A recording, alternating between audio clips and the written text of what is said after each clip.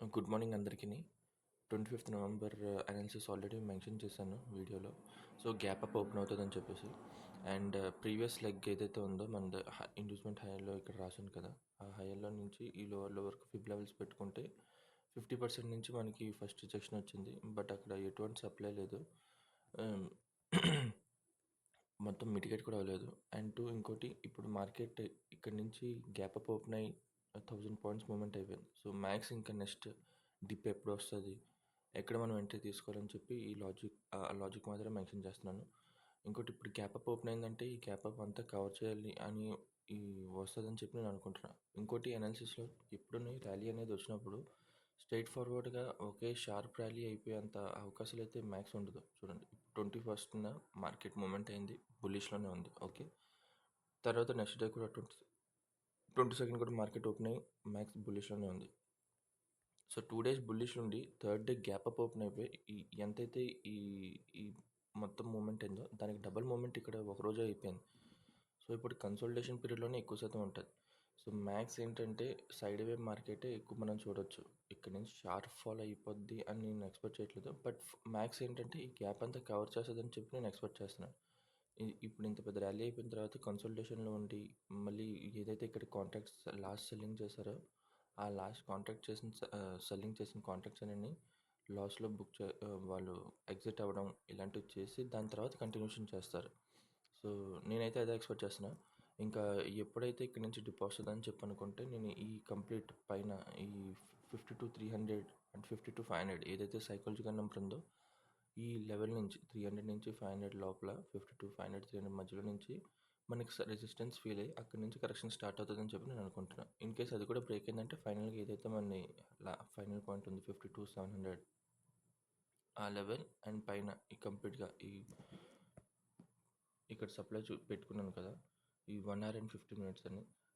So ఇది higher time frame supply అనమాట. So కంప్లీట్గా ఈ 52,955 ఇది మ్యాక్స్ సప్లై.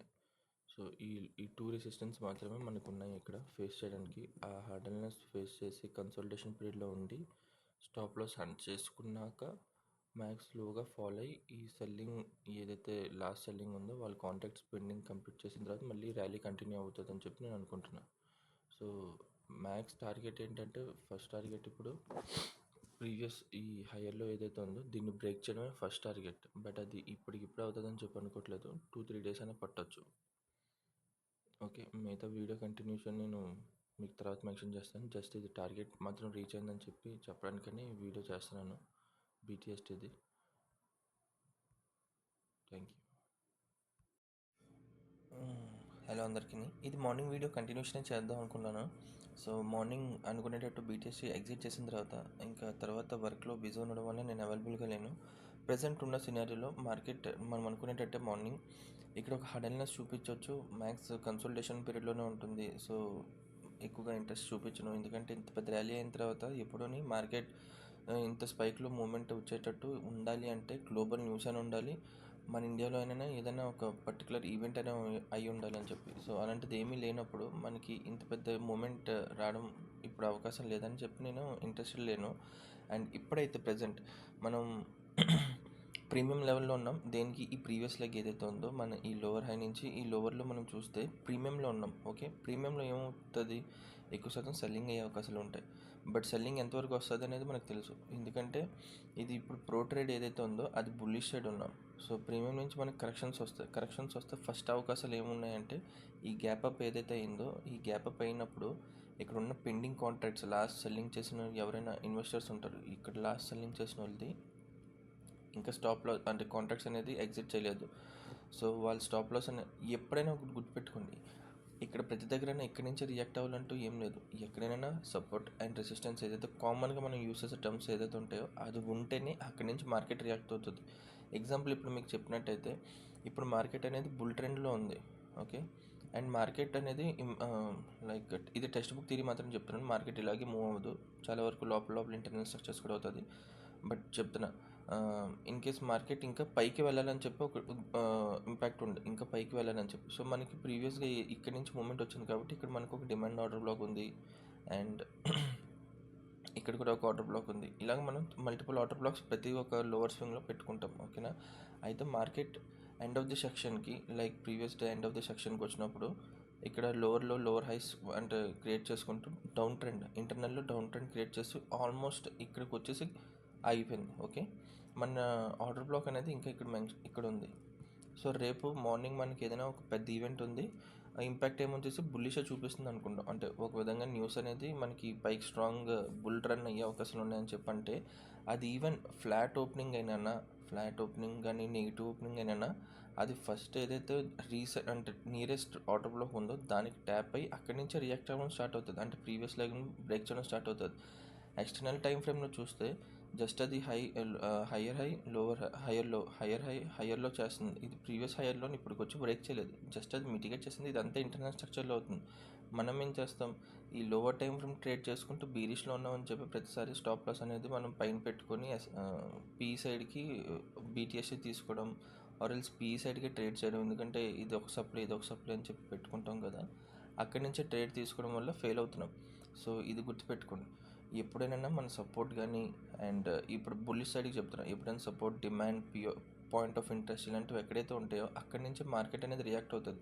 సప్లై వచ్చిందంటే సేమ్ అలాగే వైస్ వర్సా ఎప్పుడైనా సెల్లింగ్ సైడ్ కూడా సప్లై అనేది ఎక్కడ ఉందో రెసిస్టెన్స్ ఎక్కడ ఉన్నా దగ్గరలో అక్కడికి వచ్చే మార్కెట్ని చాలా క్లోజ్గా ఆపేస్తారు. సో ఇప్పుడు ఇక్కడ సినారియోలో చూస్తే డే టైం ఫ్రేమ్ ప్రకారం అయితే మనం బుల్ రన్లో ఉన్నాం అండ్ బుల్లిష్లో ఎక్స్ట్రీమ్ సేమ్ జీపీటీ ఇన్ఫ్రా ఏదైతే మెన్షన్ చేశానో అదే ప్యాటర్న్ ఇక్కడ కూడా కంటిన్యూ అయింది. ఎక్స్ట్రీమ్ పిఓఐకి వచ్చి ట్యాప్ అయిన తర్వాతే మనకి ఇక్కడ ఎప్పుడైతే ఆర్డర్ ఫ్లో చేంజ్ అయిందో మనం అక్కడి నుంచి ఎంట్రీ తీసుకున్నాం. ఇన్ కేస్ 15 minutesలో ఎంట్రీ తీసుకున్నంటే మనం ఇక్కడ చేంజ్ ఆఫ్ రేట్ అయిన తర్వాత ఇక్కడి నుంచి తీసుకోవాలి. బట్ ఇది ఏదైతే కంప్లీట్ రన్ ఉందో ఒక 800 points ఎంత అయితే ఉందో మనం అది గ్రాప్ చేయలేమా అంటే లోవర్ టైం ఫ్రేమ్లో నేను వెళ్ళి ఎంట్రీ తీసుకున్నాను. అది ప్రతి ఎంట్రీ మీకు మెన్షన్ చేస్తూనే ఉన్నాను. ఓకేనా, ఒక్కొక్క వీడియోలో. అండ్ ఇప్పుడున్న సినారియోలో మనం ఇప్పుడు సెల్లింగ్ సైడ్ వెళ్ళకూడదా, చేయొచ్చా లేదా, ఈ కరెక్షన్ వస్తుందా లేదంటే ఇక్కడ నుంచి మళ్ళీ బుల్ రన్ కంటిన్యూ అవుతుందా అనేది చూసుకుంటే ప్రైస్ డెలివరీ ఏం చేస్తుందో చూడండి. ఓకే, మార్నింగ్ ఎప్పుడైతే గ్యాప్ అప్ ఓపెన్ అయిందో కంటిన్యూ చేసింది, ఇక్కడ వరకు హై చేసింది, మళ్ళీ తర్వాత లో మీకు పాత్తో మార్క్ చేసి ఇక్కడ నుంచి హై లో. ఓకే, తర్వాత ఏం చేసింది, ఈ హైయెస్ట్ పాయింట్ని ఇది బ్రేక్ చేసింది. తర్వాత మళ్ళీ ఒక చిన్న పుల్ బ్యాక్ ఇచ్చింది లో. అండ్ ప్రైస్ డెలివరీ మళ్ళీ ఇంటర్నల్లో రావడం, మళ్ళీ ఈ హయ్యర్లో ఏదైతే ఉందో ఈ హయ్యర్లోని ఇక్కడ బ్రేక్ చేసింది. అండ్ ఇప్పుడు ఉన్న ఈ ఇంటర్నల్ స్ట్రక్చర్లో ఇది హైయెస్ట్ పాయింట్, దాని తర్వాత ఇది లో పాయింట్, మళ్ళీ ఇంకా నెక్స్ట్ హై క్రియేట్ చేయడానికి ఫెయిల్ అయింది, లోన్ బ్రేక్ చేసింది. అంటే ఇది ఒక లోవర్ హై అండ్ తర్వాత ఇది లోవర్లో అవుతుంది. ఎప్పుడు లోవర్లో అవుతుంది అంటే ప్రీవియస్ స్ట్రక్చర్ మళ్ళీ మిటిగేట్ చేసి ఎప్పుడైతే ఇది బ్రేక్ చేస్తుందో అప్పుడు ఇది ప్రాపర్ లోవర్లో అవుతుంది. బట్ ఇది బ్రేక్ చేసే ముందు ఇదంతా ఇంటర్నల్లో జరుగుతుంది. ఎక్స్టర్నల్ మనకి లెగ్ ఎక్కడ ఉంది, ఎక్స్టర్నల్ లెగ్ ఇక్కడ ఉంది మనకి. ఈ ఎక్స్టర్నల్ లెగ్ లోపల టార్గెట్ మనం పెట్టుకోవచ్చు, ఇక్కడ వరకు వస్తుందని చెప్పి. ఇక్కడ వరకు వచ్చి ఇక్కడ నుంచి అయినా బుల్లిష్ ఇంపాక్ట్ చూపిస్తే అప్పుడు మనం ఇది ఏదైతే ఈ ట్రెండ్ లైన్ కానీ లేదంటే డబుల్ బాటమ్ కానీ డబుల్ టాప్ కానీ డబుల్ టాప్ ఉంటే ఆ లిక్విడిటీని తీసుకోవడానికి అని చెప్పి మళ్ళీ బ్రేక్ చేయవచ్చు స్ట్రక్చర్. సో ఈ సినారియో అవ్వచ్చు. ఇన్ కేస్ లేదు దీన్ని ఫెయిల్ చేసింది అనుకోండి, ఫెయిల్ చేస్తే ఇక్కడ నుంచి ఇలా పడిపోద్దా అంటే లేదు, ఇది కూడా మనకి ఇది కూడా ఒక ఆర్డర్ బ్లాక్స్ ఉంటాయి. అంటే సెకండ్స్ టైం ఫ్రేమ్లో 5 secondsలో మనకి ఇక్కడ అన్ని ఆర్డర్ బ్లాక్స్ ఉంటాయి. దేనికైనా రెస్పెక్ట్ చేయొచ్చు, ఎందుకంటే ప్రో ట్రేడ్ కాబట్టి. మనం దానికి కౌంటర్ ట్రేడ్ తీసుకోవాలంటే చాలా జాగ్రత్తగా చూసి ఎక్కడ మనం ఎంట్రీ తీసుకోవాలి ఏంటనేది చూడాలి. సో ఏమైనా కంటిన్యూషన్ ఉంటే ట్రేడ్ ఎగ్జిక్యూట్ చేసినట్టయితే మీకు ఇక్కడ మెన్షన్ చేస్తాను. ప్రైస్ డెలివరీ మాత్రం ముఖ్యం, అది మాత్రం గుర్తుపెట్టుకోవాలి. ఇది జస్ట్ నేను మార్నింగ్ నుంచి ఏదైతే చేయాలనుకున్నానో అది చేశాను. ఆ ప్రీవియస్ వీడియో అండ్ ఈ వీడియో రెండు యాడ్ చేసి పెడతాను. ఓకే.